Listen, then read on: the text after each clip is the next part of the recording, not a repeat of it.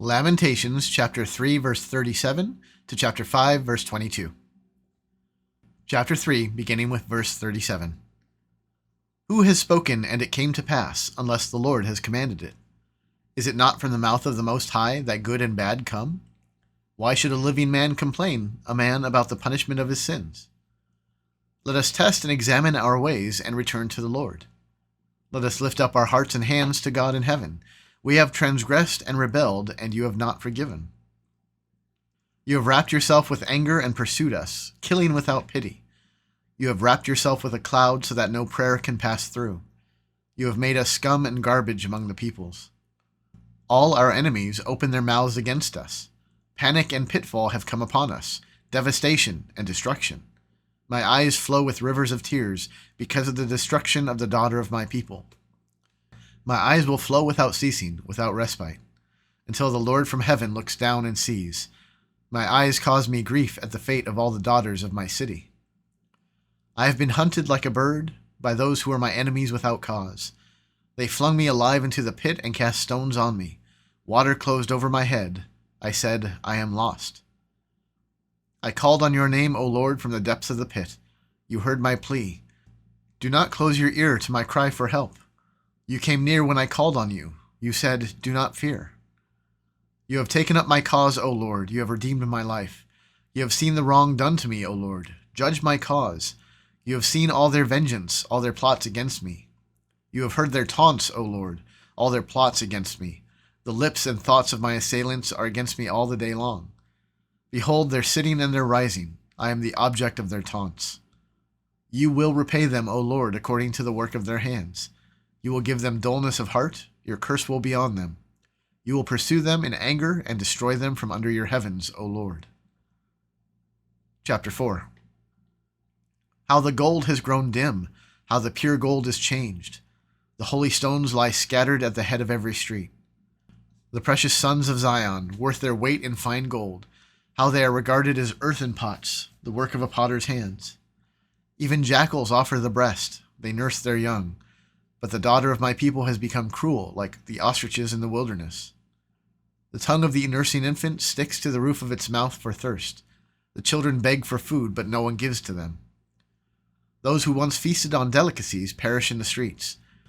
Those who were brought up in purple embrace ass sheeps. For the chastisement of the daughter of my people has been greater than the punishment of Sodom, which was overthrown in a moment, and no hands were wrung for her. Her princes were purer than snow, whiter than milk. Their bodies were more ruddy than coral. The beauty of their form was like sapphire. Now their face is blacker than soot. They are not recognized in the streets. Their skin has shriveled on their bones. It has become as dry as wood. Happier were the victims of the sword than the victims of hunger, who wasted away, pierced by the lack of fruits of the field. The hands of compassionate women have boiled their own children. They became their food during the destruction of the daughter of my people. The Lord gave full vent to his wrath. He poured out his hot anger, and he kindled a fire in Zion that consumed its foundations. The kings of the earth did not believe, nor any of the inhabitants of the world, that foe or enemy could enter the gates of Jerusalem. This was for the sins of her prophets and the iniquities of her priests, who shed in the midst of her the blood of the righteous.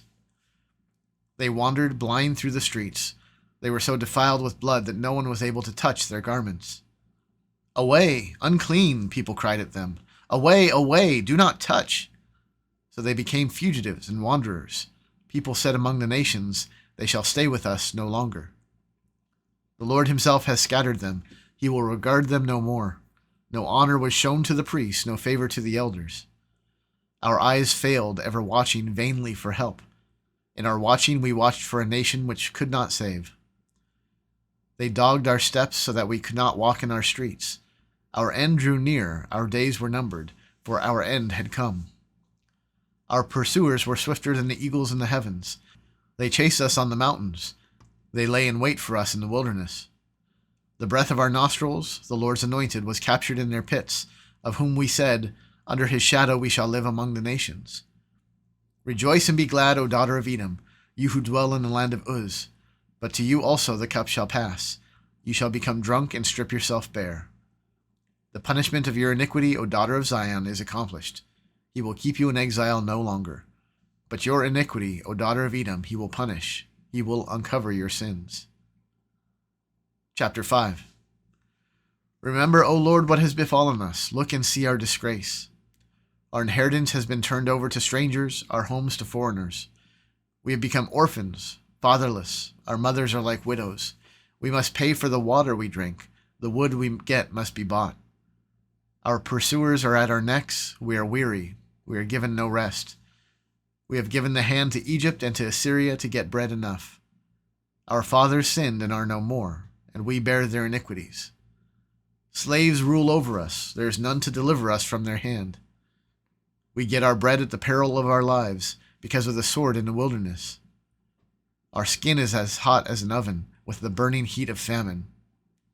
Women are raped in Zion, young women in the towns of Judah. Princes are hung up by their hands, no respect is shown to the elders. Young men are compelled to grind at the mill, and boys stagger under loads of wood. The old men have left the city gate, the young men their music.